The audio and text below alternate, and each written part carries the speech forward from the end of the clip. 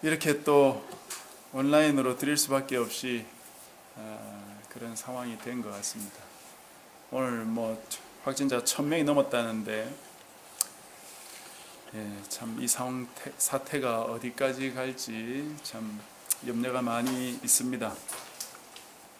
하지만 우리가 참 믿음으로 또 주님만 바라보고 살 수밖에 없고 또 그렇게 사는 것이 유일한 방법입니다.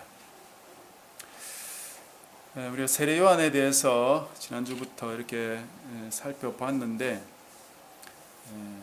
지난 시간에 예수님은 세례 요한을 칭찬하시면서 그가 어떤 사람인지를 말씀하셨죠.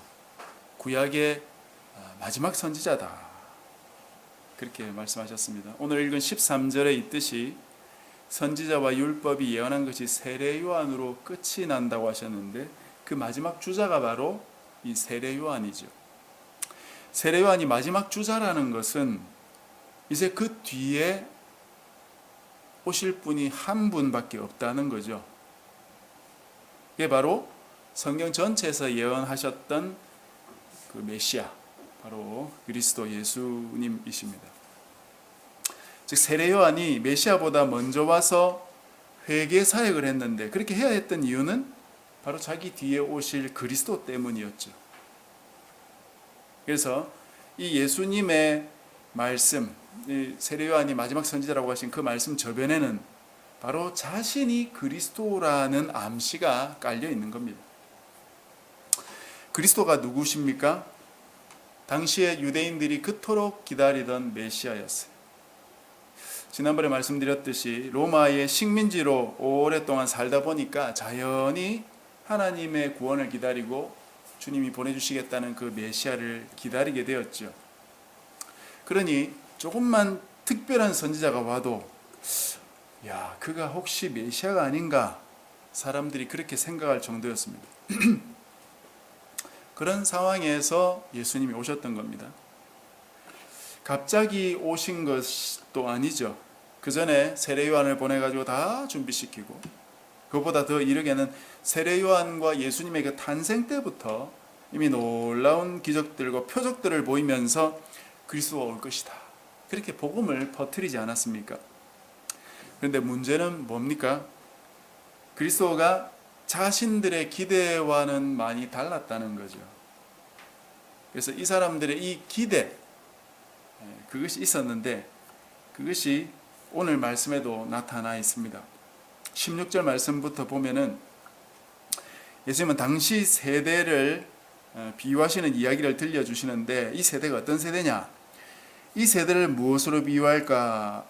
비유하건대 아이들이 장터에 앉아 제 동물을 불러 이르되 우리가 너희를 향하여 피리를 불어도 너희가 춤추지 않고 우리가 슬피 울어도 너희가 가슴을 치지 아니하였다 함과 같도다.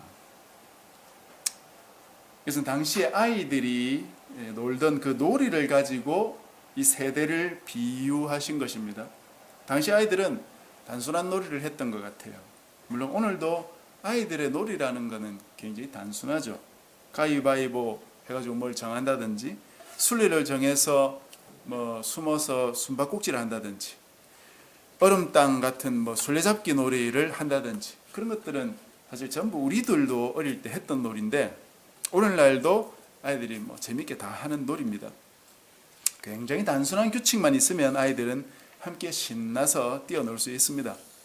예수님 당시도 마찬가지였나 봅니다. 팔레스타인 지방의 아이들은 2000년 전에 무슨 놀이를 했느냐? 결혼식 놀이하고 장례식 놀이를 했다는 거예요. 결혼식은 그때나 지금이나 잔치입니다. 기쁜 잔치니까 피리도 불고 악기를 연주하면서 그 소리에 맞추어서 춤추고 또 맛있는 음식을 즐기는 그런 예식이었죠. 그걸 아이들이 흉내내면서 노는 놀이가 있었던 거죠. 또 하나는 장례식 놀이였어요. 사람이 죽으면 울고 애통해하며 가슴을 치니까 그걸 보면서 아이들도 그거 따라 했다는 겁니다.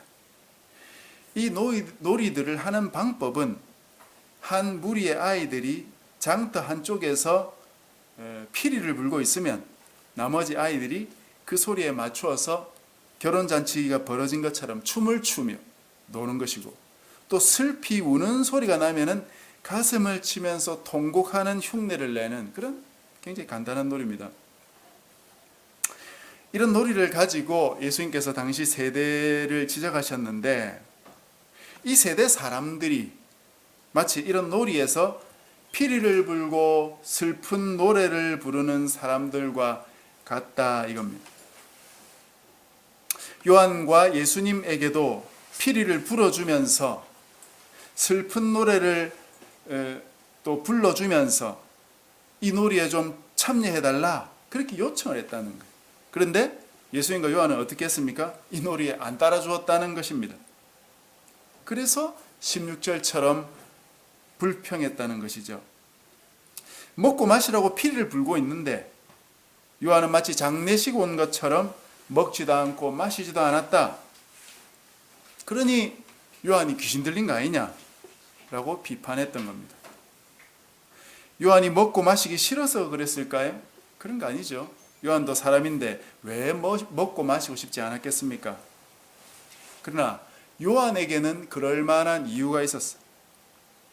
요한의 사역은 아시다시피 회개 사역이었습니다. 사람들로 하여금 메시아가 오니까 그분이 오셔서 불과 성령으로 심판하기 전에 이들을 하나님께로 돌이켜야 되는 사명이 있었습니다. 그러니 낙타토롯을 입고 광야에 거주하면서 메뚜기 석청 먹으면서 살았던 거죠. 먹지 않았던 것이 아니고 생명 유지를 위해 최소한의 영양소만 섭취하고 사명을 감당했던 겁니다. 여러분이 메뚜기를 먹어보신 적이 있는지 모르겠어요. 저도 어릴 때 메뚜기를 구워 먹어본 적이 있는데요. 요한은 그렇게 구워 먹은 게 아니고 말려서 먹었다고 합니다. 우리도 뭐 마른 멸치나 마른 새우 이런 거 먹지 않습니까? 그런 식으로 말려가지고 식사 대용으로 사용했다는 거예요. 그리고 야생에서 나는 꿀을 찾은 대로 먹었을 겁니다. 그렇게 생명 유지를 하면서 사역을 하면 되잖아요. 그런데 사람들은 그런 요한을 보고 자기들이 주식으로 먹던 빵 왜 안 먹냐? 또 자기들이 잔치를 벌이면서 먹던 포도주 왜 안 마시냐? 그러면서 비난을 했다는 것입니다. 요한이 자기가 가졌던 사명 때문에 그랬다 하는 것이 첫 번째 이유. 또 하나 다른 이유가 또 있었어요. 그거는 요한이 바로 나시린이었기 때문이죠. 누가복음 1장에 보면은 그가 탄생할 때 가브리엘 천사가 뭐라고 얘기하냐면 이 요한은 모태로부터 성령 충만한 아기고 포도주나 독주를 마시지 않아야 된다 그렇게 말해요. 그것이 바로 나시린 규정 중에 하나입니다. 민수기 6장에 보면 나시린 규정이 나오는데 세 가지를 조심해야 된다고 나와요. 머리카락을 자르지 말고 포도주와 독주도 마시지 말고 시체를 또 만질 수 없었습니다. 만약 이 규정을 어기면 일종의 죄를 지은 것과 같기 때문에 속죄 제사를 드려야 되었습니다. 그리고 자신의 그 나시린 헌신을 다시 처음부터 시작해야 됐었어요. 이런 나시린의 그 헌신을 일정 기간 정해두고 할 수도 있었지만 사무엘이나 삼손 같은 사람처럼 평생 동안 나시린으로 헌신했던 그런 경우도 있었던 것 같아요. 세례요한은 아마 이 후자에 속한 그런 나시린이었던 것 같습니다. 이런 사실을 사람들은 잘 모르죠. 그러면서 아무렇게나 자기가 보이는 대로 요한은 어떻다 그렇게 평가해버린다 이 말입니다. 예수님에 대해서도 마찬가지였어요. 예수님과 요한의 사역은 많이 달랐죠. 예수님도 역시 회개를 외쳤지만 가는 곳마다 병자들을 고치시고 귀신 들린 자를 고치시고 소외되었던 자들 찾아가서 복음 전해주시고 그들과 함께 식사하시고 그들의 친구가 되어주셨죠. 그러면 세례요한을 보고 먹지 않고 마시지 않는다고 비난했다면 예수님 보고는 잘 드시고 잘 마시니까 잘한다고 칭찬을 해야 되잖아요. 근데 예수님 보고는 뭐라 했냐? 먹기를 탐하고 포도주를 즐긴다. 세리와 죄인의 친구가 되는 사람이다. 그러면서 비난을 했다는 거예요. 도대체 이들의 기준은 무엇이겠습니까? 도대체 어떻게 하라는 거예요? 어디 장단을 맞춰야 됩니까? 잘 먹고 마시라는 겁니까? 먹지 말라는 거예요. 특별한 기준이 없습니다. 그냥 자기들이 먹자 하면 먹고 울자 하면 좀 울어달라라는 거죠. 자기들에게 맞춰달라는 거예요. 왜? 단순히 그들이 주도권을 쥐고 싶다는 것입니다. 그냥 아이들 놀이처럼 놀아주면 안 되냐? 우리가 피리 불면 춤추고 슬피 울면 가슴 치면 되는 건데 그게 뭐가 그렇게 어렵냐? 그냥 좀 맞춰달라. 그거죠. 맞춰주는 게 뭐 그리 어려울 게 있겠습니까? 그렇게 하지 않는 이유는 그렇게 할 필요가 없기 때문이고 또 다른 사명이 있기 때문이었죠. 아이들 놀이 하듯이 살다가 갈 수 있다면 얼마나 좋겠어요? 그렇게 살다가 눈 떠보면 하나님 앞이겠죠. 이것이 바로 자기 주도권을 버리지 못한 사람의 슬픔입니다.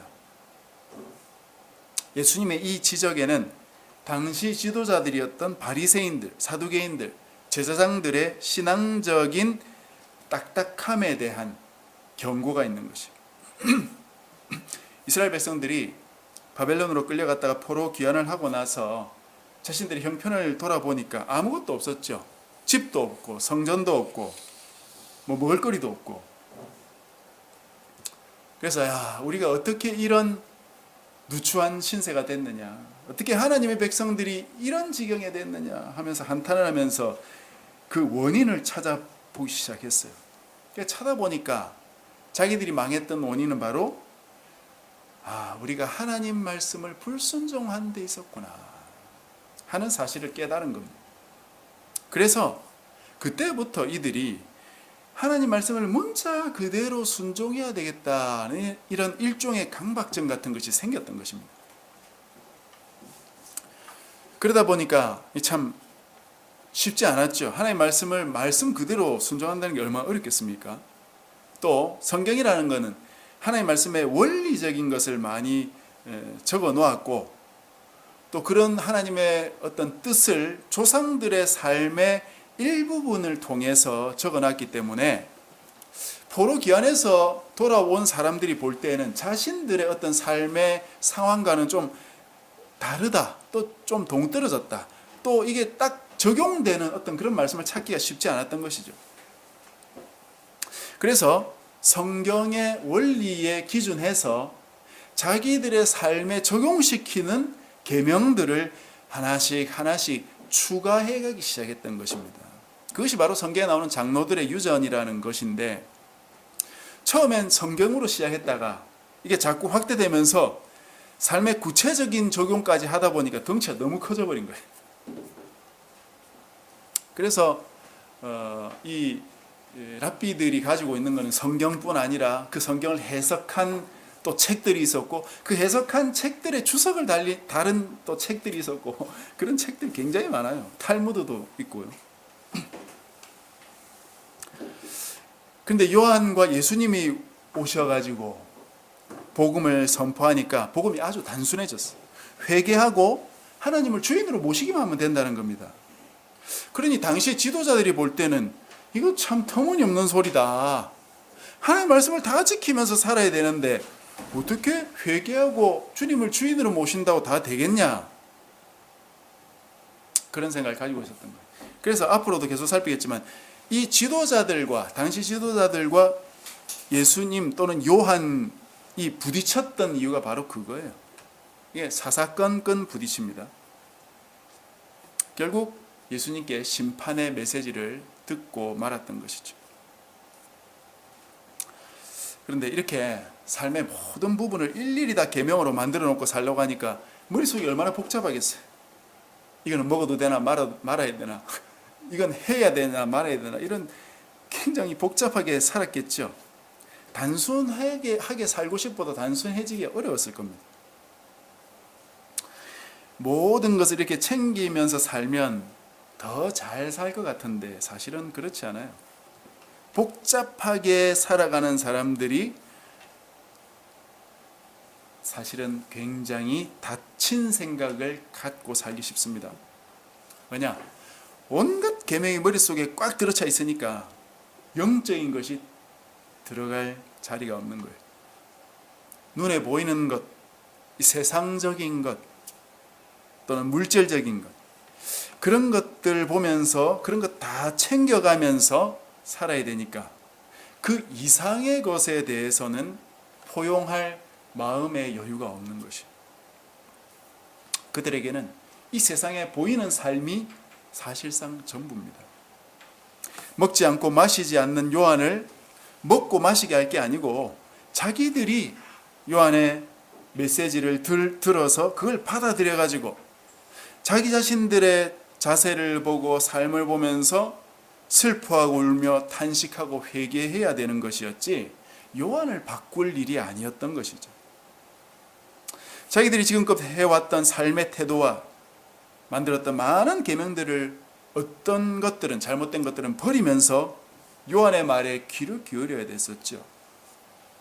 저 요한을 통해서 하나님이 지금 우리에게 주시는 메시지가 뭔가 귀 기울이면서 회개하는 태도를 가졌어야 되는데 그런 태도는커녕 오히려 요한을 바꾸려고 했으니까 얼마나 꽉 막힌 사람들입니까? 자기 자신을 바로 볼 줄 모르게, 바로 볼 줄도 모르게 문제가 무엇인지에 대해서도, 진정한 문제가 무엇인지에 대해서도 관심이 없었던 것이죠. 단지 자기들이 주도권을 가지고 이 유대 사회를 주무르고 싶었을 뿐입니다. 거기에 요한과 예수님이 와서 자꾸 방해하니까 그들을 배척해버린 것이. 이런 상태, 예수님이 오셔도 변화되지 않았던 이 유대 사회와 그 지도자들, 그들의 강고함을 유지하는 그 상태는 사실은 예수님 때만 그런 것은 아니었죠.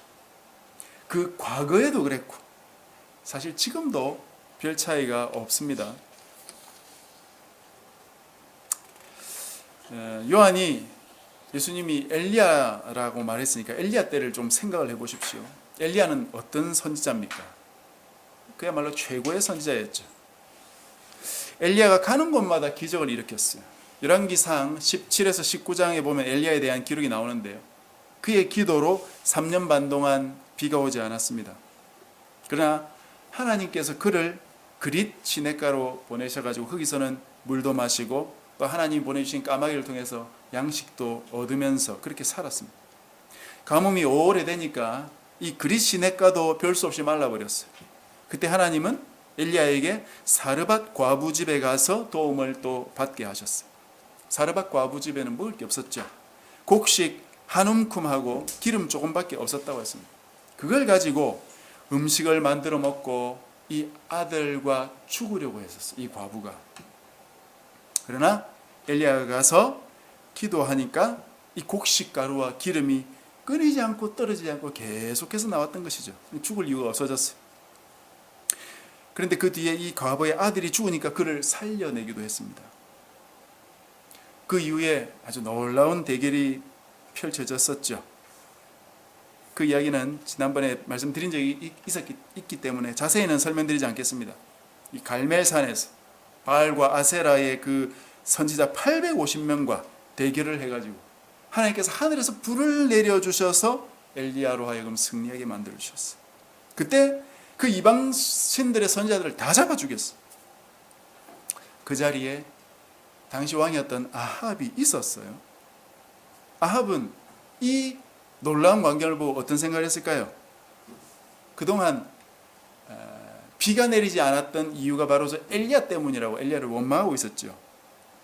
그런데 하늘에서 하나님께서 불을 내려주시니까 아합도 이게 뭔가 내가 잘못됐구나 그런 생각을 한 번쯤은 하지 않았을까요? 그리고 이어서 그 사건을 이어가지고 하나님께서 비도 내려주시겠다 그렇게 하셨거든요. 그래서 비가 내리기 전에 아합이 타고 왔던 마차를 타고 빨리 이 갈멜산에서 내려가야 되는 거죠.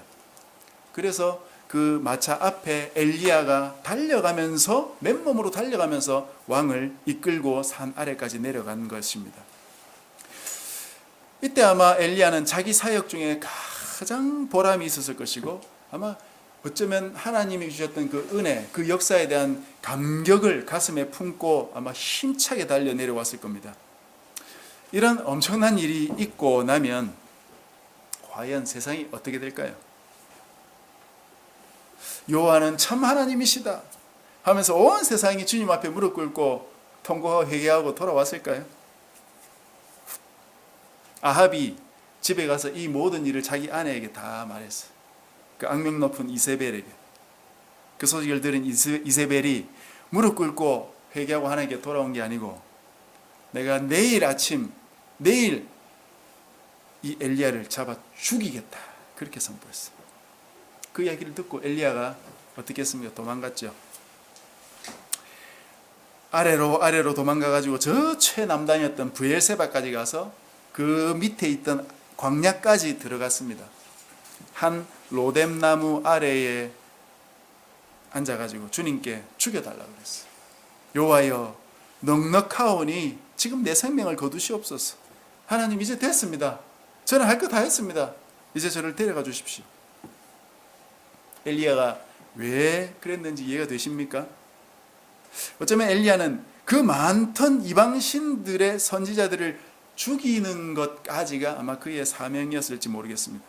하늘에서 불이 떨어지고 3년 반 동안 닫혔던 하늘이 열려가지고 비가 내려도 세상은 변하지 않는 거예요. 주님 앞에 무릎 꿇고 와서 회개하는 이세벨은 없고 자기를 죽이려고 하는 이세벨이 눈 시퍼렇게 뜨고 있다는 것입니다. 무슨 소망이 있겠어요? 사역할 맛이 나겠습니까?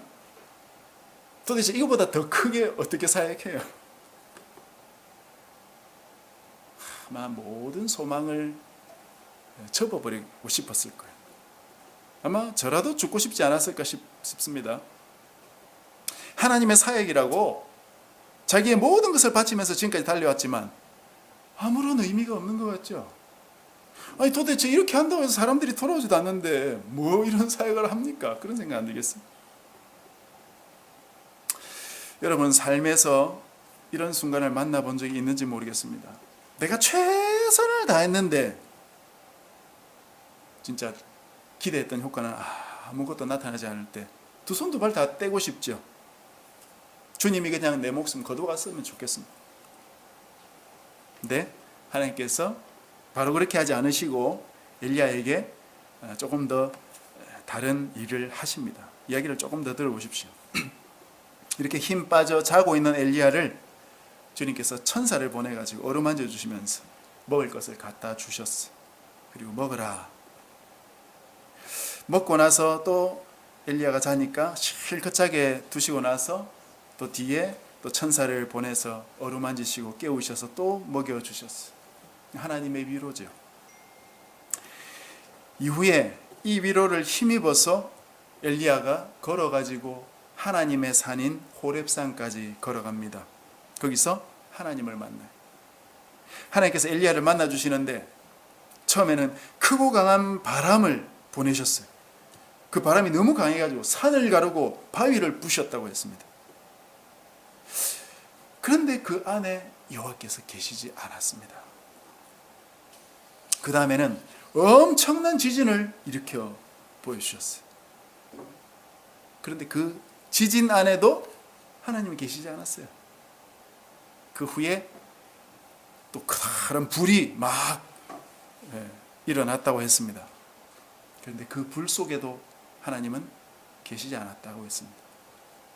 불 후에 세미한 음성이 있었습니다. 그게 하나님의 음성이었어요. 사람들은 한 영혼이 바뀌는 것보다 사회 구조가 다 바뀌고 교회가 뒤집어지고 엄청나고 위대한 일들이 일어나면 무언가 되겠구나 그렇게 생각하죠. 그래서 교회도 새롭게 할 때 우리가 1907년도 그 부흥이 다시 임해야 된다. 성령께서 다시 오셔야 된다. 한참 동안 그렇게 하지 않았습니까? 그게 아니라는 거예요. 하나님께서 물으셨어요. 엘리야야, 네가 어찌하여 여기 있느냐? 하나님, 내가 만군의 하나님 여호와께 열심히 유별합니다. 그 이유는 이스라엘 자손이 주님의 언약을 버리고 주의 제단을 헐고 칼로 주의 선지자들을 죽였음이오며 오직 나만 남았건을 그들이 내 생명을 찾아 빼앗으려고 합니다. 주님, 이 지금 나라가 엉망입니다. 주님을 찾는 사람이 아무도 없습니다. 나만 주님 찾고 있는데, 그리고 나만 뭔가 선지자 역할을 하면서 놀라운 이적을 베풀고 있는데 그 사람들이 저도 죽이려고 합니다. 제가 살맛이 나겠습니까, 주님? 그때 주님께서 어떻게 하신지 아세요?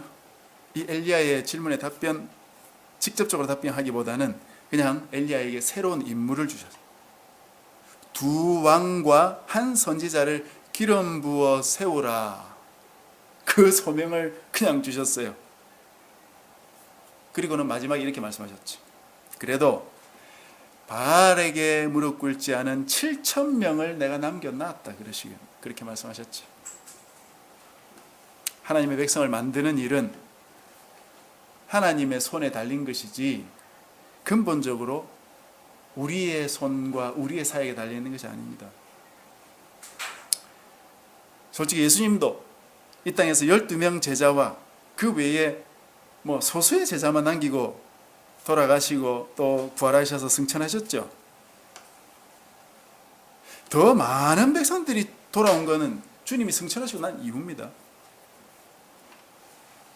한 사람이 바뀌고 돌아오는 건 사실상 거의 불가능해요.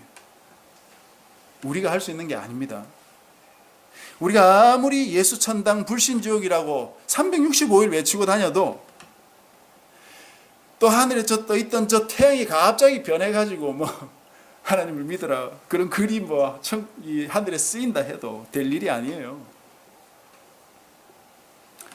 하나님이 하시지 않으면 되지 않습니다. 하나님이 하시는 일은 엄청난 기적과 불과 바람, 지진 그런 것으로 하나님이 사실 하시는 게 아니고 한 영혼을 바꾸는 건 한 영혼 한 영혼에게 세밀하게 찾아가셔서 그 영혼들을 주님이 만지시는 거예요. 그 영혼의 아픔을 만지고 그 영혼의 슬픔을 위로하시는 것이고 그 영혼의 깊이 가슴 속에 묻혀있는 그 빈곤함, 그 궁구함, 그걸 주님께서 채워주시면서 하나님께 돌아오게 하시는 거예요. 다른 방법으로는 되지 않습니다. 우리는 그냥 하나님이 우리에게 하라고 하신 일만 충성하면 되는 거예요. 그러면 충분합니다. 그걸 엘리야가 했던 것이에요. 나머지 7,000명은 어디 있을까요? 어디서 어떻게 살고 있는지 성경에 아무런 기록이 없죠. 그러나 그 7,000명은 각자 자기 자리에서 자기 신앙 지키면서 하나님을 섬기는 사람들일 뿐인 것이에요. 우리도 그렇게 신앙생활 하면 됩니다. 말씀을 맺겠습니다. 세상 사람들은 자기 멋대로 살아갑니다. 우리에게 이래라 저래라 간섭합니다. 그 속에서 우리가 해야 될 일은 뭡니까? 하나님 우리에게 주신 일과 또 우리 신앙 지키는 일, 그겁니다. 그래서 세상 사람들에 맞춰서 이리저리 휘둘리지 않는 것, 그것이 우리 일입니다. 이리저리 휘청거리는 세상에 놀아나지 마시고 오직 하나님 말씀에 귀 기울이고 그 말씀대로 순종하며 살아가면 됩니다. 그래서 참으로 하나님께 모든 영광을 돌려드리는 그런 삶을 사는 저와 여러분이 되시기를 주님의 이름으로 간절히 축복합니다.